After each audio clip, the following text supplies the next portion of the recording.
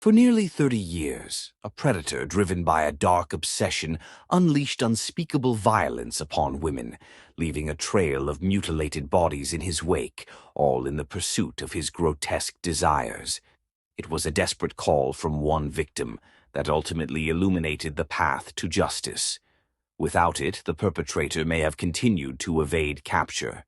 Though she tragically lost her life, her 911 call ignited an investigation that would reveal numerous other victims. This merciless criminal would forever be etched in infamy as the Long Island perpetrator. The timeline of events that led to this notorious title began on November 21st, 1993, when two hunters ventured into a dense woodland in Southampton, New York. As they approached 50 Old Fish Cove Road, they stumbled upon a disturbing sight, a partially clothed body lying in the underbrush, seemingly abandoned for at least 2 days. Authorities arrived promptly, attempting to identify the victim through her clothing. The medical examiner confirmed the harrowing details. The 28-year-old had been savagely strangled, with evidence suggesting she had been assaulted and murdered in a fit of lustful rage. Fingerprint analysis revealed her identity as Sandra Costilla, whose prints had been entered into the database following an arrest for fare evasion the previous year. During the autopsy, the examiner discovered 3 strands of hair on her body that did not belong to her, likely belonging to her assailant. The examination revealed over 25 injuries, indicative of sharp force trauma inflicted upon her. In the aftermath of her death, her face and torso bore the horrific marks of violence. Originally hailing from Trinidad and Tobago, Sandra had been living a transient life in New York City, with her last known address in Queens, though she was not residing there at the time of her demise. While rumors circulated regarding her potential involvement in escorting, such claims were never substantiated. Authorities suggested that her lifestyle mirrored this notion, as she often accepted money, favors, and gifts in exchange for her companionship. The trail was sparse, yet approximately 8 years later, in 2001, prosecutors from Suffolk County unveiled a link to John Bittrolff. A local carpenter, Bittrolff had been convicted for the tragic deaths of 2 women, whose remains were discovered in the same vicinity of Long Island. However, due to insufficient evidence, he faced no charges. The case lingered in obscurity, gathering dust on the shelves. A decade after Sandra's mysterious disappearance, Manorville once again captured headlines. This time, a dismembered female torso had washed ashore, discovered by a woman walking her dog along the beach. The victim was found without clothing, her body disfigured, decapitated, and missing her hands, with a tattoo of cherries on her back that had been brutally mutilated in an apparent attempt to remove it. The medical examiner skillfully reconstructed the tattoo's inscription, leading to the identification of the victim as Jessica Taylor, a 20-year-old escort. Her mother, Elizabeth Baskiel, recalled how family meant everything to Jessica, who cherished moments spent with her 2 brothers and loved to snuggle with her mother on the couch. When Jessica failed to attend her mother's birthday celebration, her family sensed an ominous turn of events. The tattoo that ultimately identified her read, "Remy's Angel," referring to Khalil White, a man who had a personal connection with Jessica, described variably as her boyfriend and pimp. While Khalil insisted she would have been working in Queens, other reports indicated she was last seen in Manhattan. Born in New York City in 1984, Jessica faced adversity and turned to escorting, with police records noting her arrests in Atlantic City and Washington, D.C. In the twilight of her life, just a month prior to her tragic end, she found herself ensnared by the law in the vibrant streets of New York City. During the days between July 18th and 21st, she traversed the bustling avenues near the Port Authority bus terminal, an area once infamously dubbed the Minnesota Strip. This particular stretch of 8th Avenue, nestled between 42nd and 57th Streets, gained notoriety in the 1970s for its rampant prostitution activities, a consequence of Minnesota's stringent anti-prostitution legislation that drove many women to seek refuge in the allure of New York City. The punk rock group, The Dictators, immortalized this phenomenon in their song, The Minnesota Strip, capturing the essence of young women arriving in the metropolis with dreams of grandeur, only to find themselves ensnared in a life of desperation. Information regarding the perpetrator was scarce. On May 1st, 2010, Shannon Gilbert vanished after a meeting with a client she had met on Craigslist in the enclave of Oak Beach, Long Island. That fateful night, she made a chilling call to 911, exclaiming, "There is somebody after me," before fleeing the premises at approximately 5 a.m. Her haunting plea, "Somebody is after me, please," ignited a search that ultimately unearthed 4 bodies during the winter of 2010. Among them was Melissa Barthelemy, an escort who had disappeared 3 years earlier in 2007. The officer who stumbled upon her remains was blissfully unaware of the grim revelations that awaited. Mere days later, 3 additional call girls were discovered lifeless within a mere quarter-mile radius, each victim having advertised their services on Craigslist and all in their 20s. Megan Waterman, hailing from Maine, vanished after leaving the Holiday Inn to meet a client on Long Island. The second victim, Amber Lynn Costello, was from North Babylon, while Maureen Brainerd Barnes hailed from Connecticut. In the bustling heart of New York, they toiled, yet beyond this shared locale, no threads connected their lives. Authorities ultimately classified these tragic events as homicides, suspecting the existence of a potential serial killer. The latest victims, now infamously known as the Gilgo 4, remained shrouded in mystery, as no suspects had been publicly identified despite exhaustive investigations. On March 29, 2011, during a probe at Gilgo Beach, police unearthed a skull, forearm and hands, remnants of Jessica Taylor, whose torso had been discovered in Manorville back in 2003. A coalition of detectives united to delve into the case, linking it to a perpetrator operating in Long Island. Numerous other cases were dismissed, lacking a discernible pattern. Among the crucial evidence amassed over the years was a black leather belt embossed with the initials HM, though some interpreted it as RM or even RH. As a decade slipped by, February 2022 saw the formation of a task force comprising local, state, and federal investigators who concentrated on cell phone records, meticulously examining all numbers dialed by the victims or those who reached out to them in their final days. Friends, family, and acquaintances underwent thorough scrutiny, leading the investigation to a singular suspect and 2 pivotal locations, Midtown Manhattan and Massapequa Park.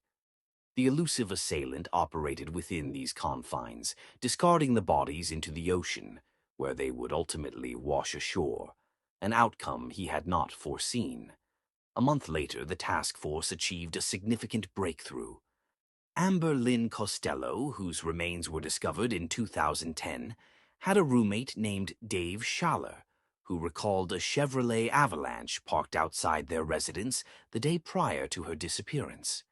Amber was last seen with a client on September 2nd, 2010, a tall man with oval glasses. Dave recounted a harrowing encounter, returning home to find Amber concealed in the bathroom, threatened by a large man he described as like Frankenstein. He subsequently confronted the individual, resulting in a physical confrontation that compelled the man to depart in his truck. The following day, additional witnesses reported observing a similar vehicle shortly after Amber set out to meet her client. Dave mentioned that this man was the first individual who came to mind upon hearing about Amber's case. For 13 long years, that visage and truck remained etched in his memory. This would ultimately prove to be a significant lead. The task force investigating these disappearances and homicides acquired the registration history of the truck. The distinctive dark green Chevrolet Avalanche was traced back to a single individual who matched the description of the Long Island perpetrator, a 59-year-old architect named Rex Heuermann. To the authorities' astonishment, further investigation revealed that Dave's description of the assailant had not been linked back to the owner, despite fitting the profile perfectly.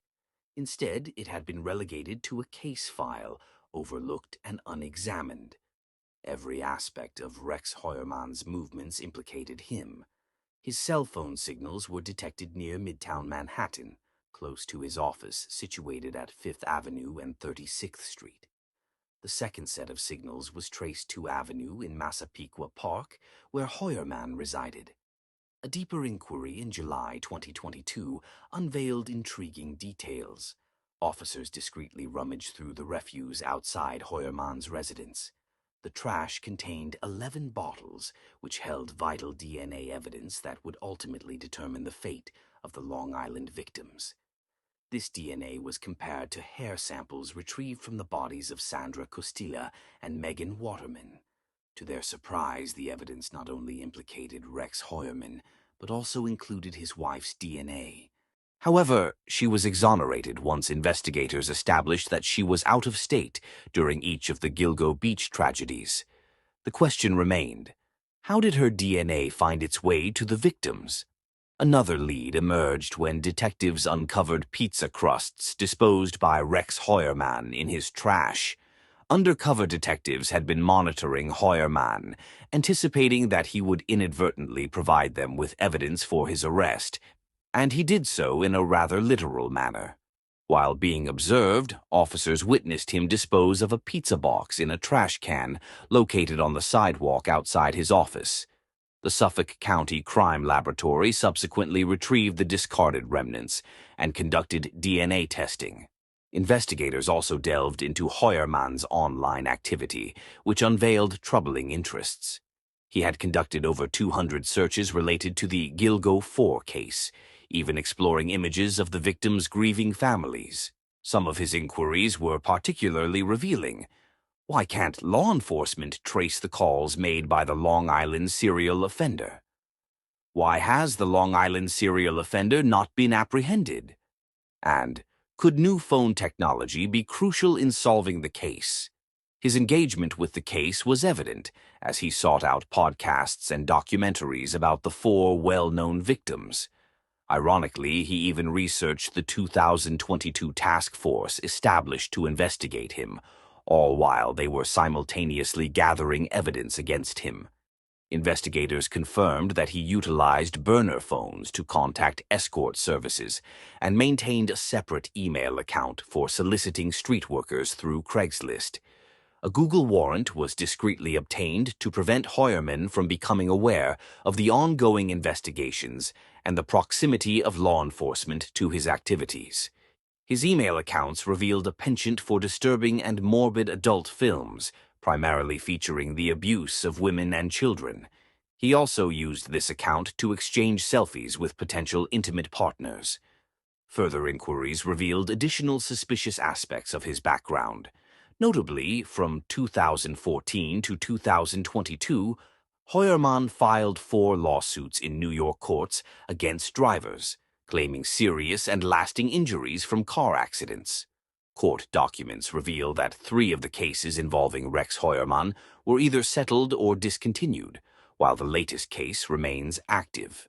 In an April 2018 deposition related to one of these matters, Heuermann divulged details about his personal and professional life. He disclosed that he resided in his childhood home in Massapequa Park, Long Island, alongside his wife of 22 years, their daughter, and his stepson. When queried about his athletic pursuits, he noted that his sole competitive endeavor was rifle shooting. A passionate gun collector, Heuermann boasted an impressive array of firearms. Additionally, he had been in default on his taxes for over a decade, with Nassau County records indicating that the IRS had filed 6 tax liens against him between 2010 and 2021, accumulating a tax debt exceeding $425,000. In light of this, police began gathering evidence to construct a case for his arrest. Who is Rex Heuermann? An architect hailing from Manhattan, Heuermann attended Alfred G. Berner High School while continuing to live in his family home in Massapequa Park. The residence, poorly supported by bare wood, featured grass on the roof and weathered shingles, standing out amidst the well-kept homes of the neighborhood. This working-class suburb was a mere hour's drive from Midtown Manhattan, where he pursued his career. Heuermann's father, an aerospace engineer, contributed to satellite construction and was also a woodworking enthusiast, crafting furniture in his home workshop. He married Asa Ellerup in the same house, raising her son with special needs as his own, while they also welcomed a daughter together, who now works as an architectural consultant in Manhattan. Since 1987, Rex Heuermann has been involved in significant projects throughout the city, including work at John F. Kennedy Airport and for esteemed clients like Cipriani. Steve Kramberg, a property manager who collaborated with Heuermann for 3 decades, characterized him as a big, goofy guy, a little bit on the nerdy side. In stark contrast, individuals such as neighbor Nicholas Furchaw depicted Heuermann as creepy and unapproachable, a figure who seemed to dwell in the shadows. Residents recounted their habitual avoidance of his residence during Halloween, cautioning their children to steer clear, as he was not particularly inviting to trick-or-treaters. Heuermann was perceived as an ordinary man adhering to a predictable routine, commuting to the Massapequa Park station, clad in a suit and clutching a briefcase. Neighbor Barry Auslander noted that Heuermann resembled a typical businessman, someone who seamlessly blended into the background without raising any eyebrows. He was neither exceptionally charming nor overtly disagreeable. As the founder and president of RH Consultants and Associates, an architectural firm established in 1994, Heuermann employed his daughter, Victoria, within the company. The firm boasted a respectable clientele, including Catholic charities, the New York City Department of Education, and major entities at John F. Kennedy International Airport, such as American Airlines. An interior designer who shared a networking group with Heuermann recounted receiving disconcerting voicemails from him, despite their lack of prior collaboration or personal acquaintance. These unsettling messages were left at the end of February, following her departure from the group, with their only connection being through this professional network. In February 2022, as the task force began to focus on Heuermann, he made an appearance on a YouTube realtor show. This interview provided a glimpse into Rex Heuermann's character, as he articulated his self-image to host Antoine Amira. The 18-minute segment illuminated aspects of his personality, revealing his penchant for studying building and administrative codes, as well as his collection of books deemed outdated. By June 12, 2023, forensic analysis confirmed that the mitochondrial DNA profiles from male hair found on Megan Waterman matched the DNA swab taken from a pizza. This discovery was a precise alignment with the crime scene and a direct DNA sample, granting them the necessary warrant. With this evidence in hand, they were poised to apprehend their suspect. Detectives speculated that Heuermann may have committed his heinous acts within the confines of his residence in Massapequa Park, Long Island, New York, while his wife and children were away visiting relatives in another state. After a period of careful investigation, they amassed sufficient evidence to proceed with his arrest. Contractors who had previously worked on the property reported the existence of a soundproof secret chamber within the home. Furthermore, Rex Heuermann possessed an extensive arsenal of over 279 licensed firearms, with 90 of those being publicly acknowledged as part of his collection. This necessitated a discreet and swift approach to his capture, minimizing the risk of a violent confrontation. On July 23, 2023, as he strolled along the sidewalk in Midtown Manhattan, he remained blissfully unaware of the plainclothes officers encircling him, intent on making an arrest without incident. To their astonishment, Heuermann complied almost passively, displaying no emotion, merely an unsettling silence. Following his apprehension, authorities proceeded to his Massapequa Park residence to seize electronic devices that could harbor vital evidence. During this operation, they also notified his wife and children of the serious charges against him. At the moment of his arrest, his family was present at home. As police vehicles arrived with sirens blaring, Asa and her children were left in a state of shock and confusion. Neighbors emerged to witness the unfolding drama, struggling to reconcile the image of the seemingly ordinary architect who led a conventional 9-to-5 life with that of a potentially dangerous criminal. Although initial claims of a soundproof vault were dismissed, investigators did uncover a substantial vault in the basement, secured by a formidable iron door. Inside, they discovered a significant stockpile of weapons and ammunition, all registered to Heuermann. Intriguingly, it was revealed that Rex Heuermann had connections to the world of Hollywood. Esteemed actor Billy Baldwin took to Twitter to express his shock upon discovering that the suspect in the Long Island serial killings, Rex Heuermann, was a former classmate from his high school days. The Suffolk County District Attorney's Office has formally charged Heuermann with first-degree murder, alongside 3 counts of second-degree murder. The victims associated with these heinous acts, known as the Gilgo Four, include Melissa Barthelemy, aged 24, Megan Waterman, aged 22, Amber Lynn Costello, aged 27, and Maureen Brainerd Barnes, aged 25. During his court appearance, Heuermann entered a plea of not guilty. However, bail was denied due to the horrific nature of the crimes. He is now under strict surveillance to prevent any self-harm. Meanwhile, his family has been besieged by the media as they grapple with this grim reality, often filmed while attempting to retrieve their belongings from their home. It is suspected that Heuermann exploited his family's absence to carry out these brutal acts, committing the murders each time they left town. There is also speculation that he attempted to frame John Bittrolff by ensuring his DNA was found on at least 2 of the victims, mimicking his methods to create a false narrative. Just a week following his arrest, Asa Heuermann initiated divorce proceedings. The residence underwent an extensive search lasting 2 weeks, during which a significant trove of evidence was discovered. Among the findings was a planning document on a laptop belonging to the Heuermann family, seemingly drafted in 2000 and edited as recently as 2002. This document outlines 4 categories: problems, supplies, DS, presumably referring to dump site, and TRG, likely indicating target.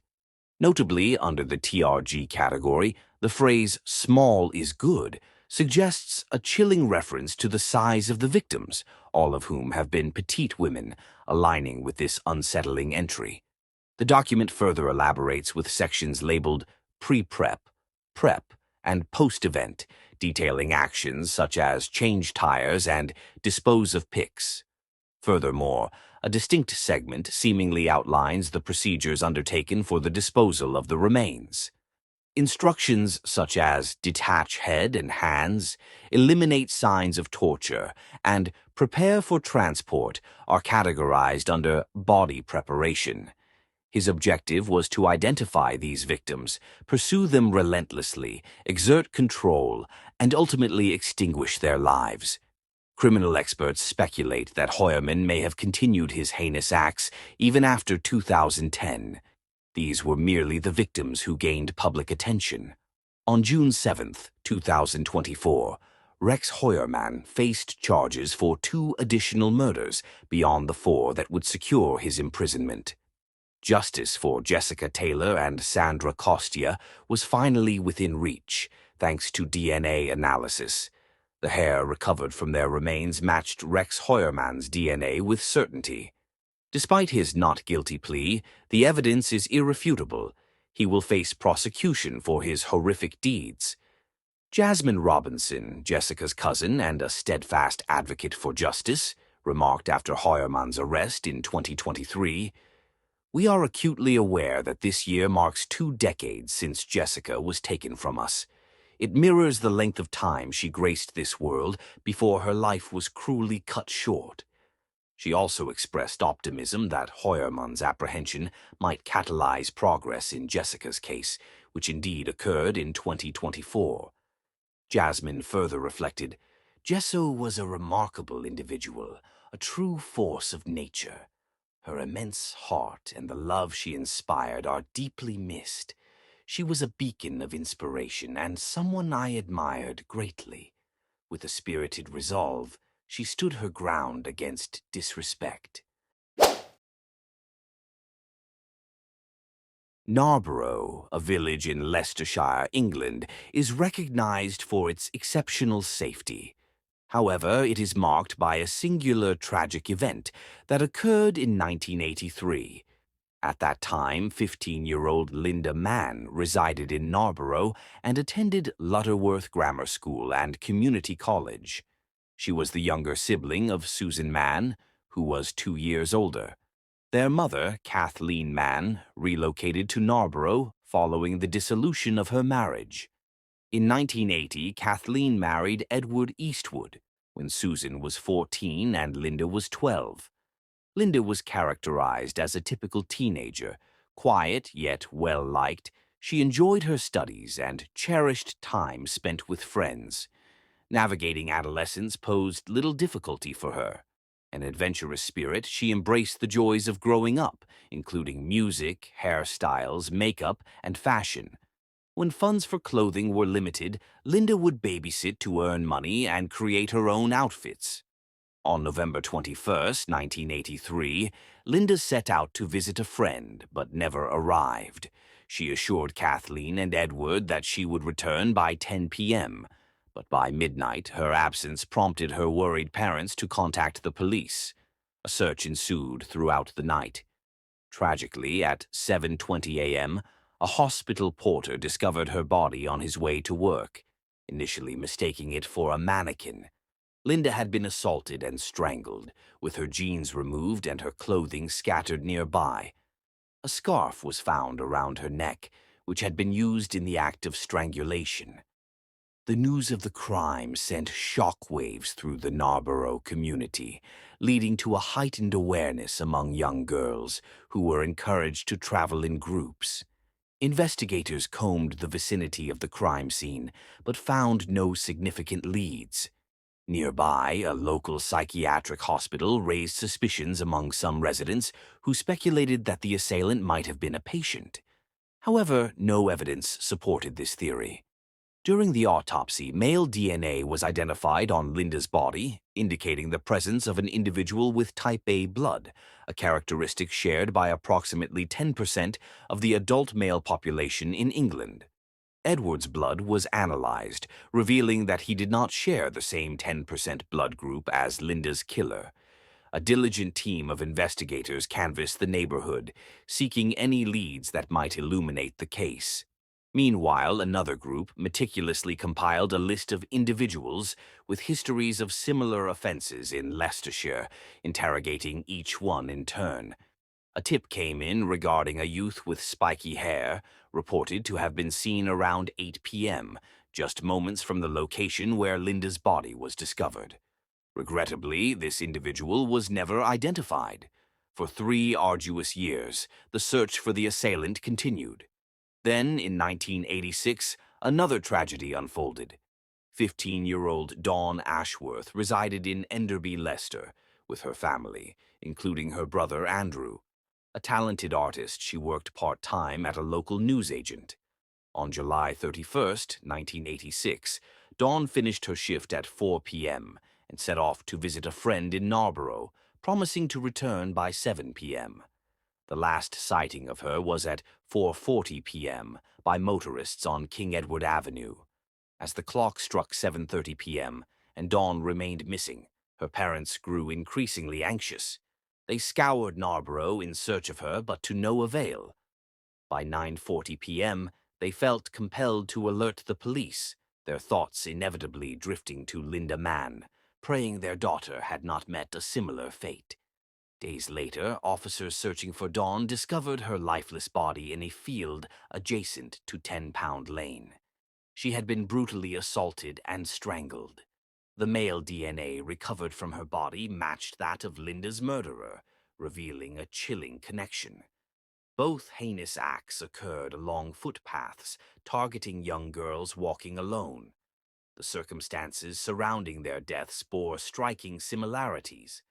Both Linda and Dawn were students at Lutterworth Grammar School and Community College. To facilitate the investigation, police established a mobile incident room at the foot of 10-Pound Lane, inviting villagers and passers-by to share any information they might possess. The police were inundated with approximately 200 phone calls, while numerous individuals flocked to the mobile unit seeking answers. A particularly intriguing lead emerged regarding a motorcycle that had been stationed beneath the motorway bridge. Witnesses reported seeing a young man adorned in a striking red crash helmet in the area around 5 p.m. on the fateful day of August 1st, the day following Dawn's disappearance and just before her body was discovered. A policewoman and a detective noted a youth on a red motorcycle, donning the same red helmet, who appeared to be closely monitoring the search efforts. Meanwhile, a police constable on duty was approached by a 17-year-old kitchen porter from Carlton Hayes Hospital, the psychiatric facility situated near the locations where both Linda and Dawn's remains were ultimately found. The kitchen porter recounted to the constable that he had seen Dawn walking on the very day she vanished. The constable made arrangements to speak with him again to gather further details. However, before this follow-up could occur, crucial information was relayed to the police. This information came from the kitchen porter's friend, who also worked at Carlton Hayes Hospital. Although he had been on holiday when Dawn went missing, he returned to the hospital to collect his wages. At 10 p.m., the kitchen porter excitedly informed him that Dawn's body had been discovered in a hedge near a gate by the M1 bridge. The friend's father, overhearing their conversation, inquired about the source of the kitchen porter's information, noting that there had been no media coverage regarding Dawn's case. "Someone told me," the kitchen porter replied enigmatically. "Her body was hanging from a tree." In reality, Dawn's body was not suspended from a tree, but rather hidden beneath branches and debris. She was located within an access gate leading from 10-Pound Lane to the fields, a mere 10-minute stroll from the M1 bridge. The question lingered. How did the kitchen porter possess such detailed knowledge of Dawn's body's location more than 12 hours prior to its discovery by the police? Upon uncovering this information, investigators promptly proceeded to his residence to effectuate an arrest. The individual responsible for kitchen duties was none other than Richard Buckland. Subsequently, he was transported to the Wigston police station for further interrogation. Throughout the questioning, Buckland provided a series of contradictory statements to the investigators. Yet, he did acknowledge having seen Dawn on the day of her disappearance and confirmed that they had engaged in conversation. Amidst his disjointed narratives, he at one point made a full confession, only to retract it moments later. During his third interview, however, Buckland delivered a comprehensive confession, revealing an abundance of details about the crime scene that had not been disclosed to the public. Prior to Richard Buckland's trial, the body of Dawn Ashworth was laid to rest 4 weeks after her abduction from a village footpath, interred in a quaint cemetery behind St. John the Baptist Church in Enderby. The vicar spoke of her as a vibrant, spirited, and delightful young woman, devoted to her parents, loyal to her family, and brimming with the exuberance of life. A gathering of 200 mourners assembled at the cemetery behind the stone church to pay their respects to Dawn. Meanwhile, investigators were diligently constructing their case against Richard Buckland and became aware of a groundbreaking method known as DNA testing. They were already convinced of his involvement in Dawn's tragic demise, and likely in Linda Mann's as well, but they decided to explore this innovative technology. All DNA evidence from both crime scenes was sent to a promising young geneticist at Leicestershire University, who had recently made a remarkable breakthrough known as genetic fingerprinting. This geneticist was Dr. Alec Jeffreys. Initially uncertain about how to fulfill the investigator's request, Dr. Jeffreys had never conducted such an analysis before. His first applications of this technique had been in resolving an immigration case and a paternity dispute. This would mark the inaugural use of this revolutionary technology in a criminal investigation to identify a suspect. To the astonishment of all, the DNA results revealed that Buckland was innocent, exonerating him from the charges of taking Linda's life. Even more astonishingly, he was also cleared of any involvement in Dawn's tragic fate. Dr. Jeffrey's analyses, however, confirmed that the investigators had indeed identified a crucial fact. The same individual was behind both heinous acts. Richard Buckland was subsequently released, marking a historic moment as he became the first person exonerated through the groundbreaking technique of DNA profiling. Inspector Derek Pierce then assumed command of the investigation. Pierce meticulously sifted through 1,800 messages from the public. Among these, one message highlighted a man whose name had surfaced during the Linda Mann inquiry due to his lack of an alibi and a previous record for indecent exposure. Naturally, countless names had been submitted anonymously by spouses, lovers, competitors, and neighbors, many linked to individuals with prior offenses of a similar nature. This particular lead, however, did not warrant significant attention. The police received as it had been established that he had not relocated to the village until a month after Linda's tragic murder. Faced with numerous men with no alibi in the vicinity, investigators devised a novel approach. They sought to harness the power of DNA and decided to request voluntary blood and saliva samples from every male resident without an alibi, aged between 17 and 34, in the villages. This initiative was publicly announced on January 2, 1987. Derek Pierce expressed skepticism about the likelihood of the perpetrator volunteering, stating, "We just hope it might somehow flush him out." By the end of January, 1,000 men had participated in the testing, yet only a quarter of that number had been cleared. The forensic laboratory was inundated with samples, and it became evident that the testing process would exceed the initial 2-month estimate. By May, 3,653 men had undergone testing, but only 2,000 had been ruled out due to the overwhelming workload faced by the laboratory technicians. Then, on September 18, 1987, the police received the call they had long awaited. A woman reached out to report a troubling exchange she overheard among a group of friends at the Clarendon pub in Leicester. One of the men, Ian Kelly, spoke audibly about having taken a blood test for the investigation on behalf of his friend, Colin Pitchfork. Investigators delved into Pitchfork's background and discovered his history of indecent exposure. They noted discrepancies between his signature from previous house calls and the one he provided on the day he allegedly submitted the blood test. Colin was married to Carol Pitchfork and worked in a bakery, where he had earned a reputation as a notorious womanizer, entangled in numerous affairs. On September 19, 1987, Derek Pierce visited Ian Kelly's residence to pose some inquiries. Ian, also a baker and a colleague of Pitchfork, initially denied having taken the blood test for him, but later confessed. He recounted Pitchfork's concerns that the police might link him to the tragic fates of Linda and Dawn due to his past offenses. A skilled manipulator, Pitchfork had persuaded Ian to step into the incident room and undergo the blood test in his stead. Later that day, a team of investigators arrived at Pitchfork's home. Detective Mick Thomas confronted him directly. "Based on our inquiries, we believe you are responsible for the death of Dawn Ashworth on July 31st, 1986. We suspect another individual submitted a blood sample on your behalf. I am placing you under arrest. Do you comprehend?" Colin Pitchfork offered no denial. His expression revealed his awareness of being ensnared. He even admitted to having included Ian Kelly's photograph in his passport to divert suspicion. When Carol Pitchfork entered the room, the situation was explained to her, prompting an immediate and visceral reaction as she began to strike her husband. Understandably, the investigators were hesitant to intervene swiftly.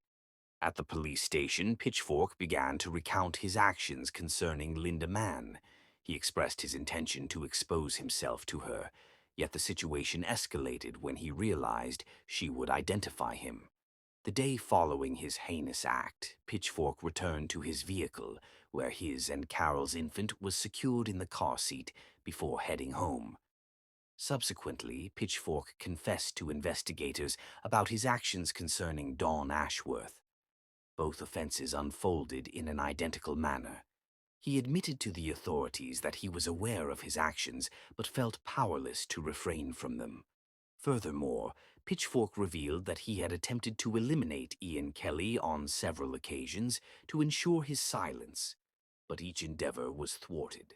On January 22, 1988, the 28-year-old Colin Pitchfork stood trial at the Crown Court in Leicester. Initially, Ian Kelly received an 18-month suspended prison sentence, meaning he would not serve time. Upon exiting the courtroom, he confronted the media, stating, "I was wrong for my actions. I apologize to anyone I have wronged." Colin Pitchfork appeared in casual summer attire, jeans and a short-sleeved shirt. He entered a guilty plea for the murders of both Linda Mann and Dawn Ashworth, resulting in a double life sentence. To the shock of investigators, the judge refrained from recommending a minimum term. In the absence of such a recommendation, the life sentence in Britain mirrored that of the United States, allowing for the possibility of Pitchfork's release in as little as 10 to 12 years. This incited outrage among the police. Linda Mann's stepfather, Eddie Eastwood, recounted, "Pitchfork locked eyes with me, staring as if to question my presence. I found it difficult to comprehend. He appeared almost human."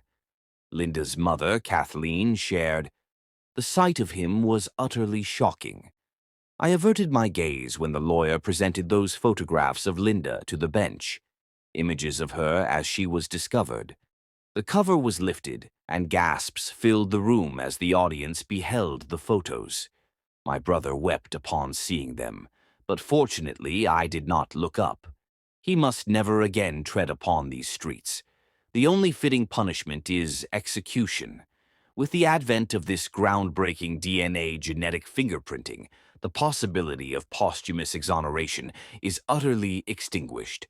There are no longer any justifications for leniency." As the investigations drew to a close, a lingering enigma remained. How did Richard Buckland possess such intricate knowledge of the crime scene involving Dawn Ashworth? The prevailing theory suggests he inadvertently discovered her body while en route to his workplace. Often labeled as the village idiot, this perception likely influenced his decision to confess. The tragic cases of Linda Mann and Dawn Ashworth are pivotal in the evolution of DNA technology, leading to the resolution of countless cold cases, a testament to the pioneering work of Dr. Alec Jeffreys.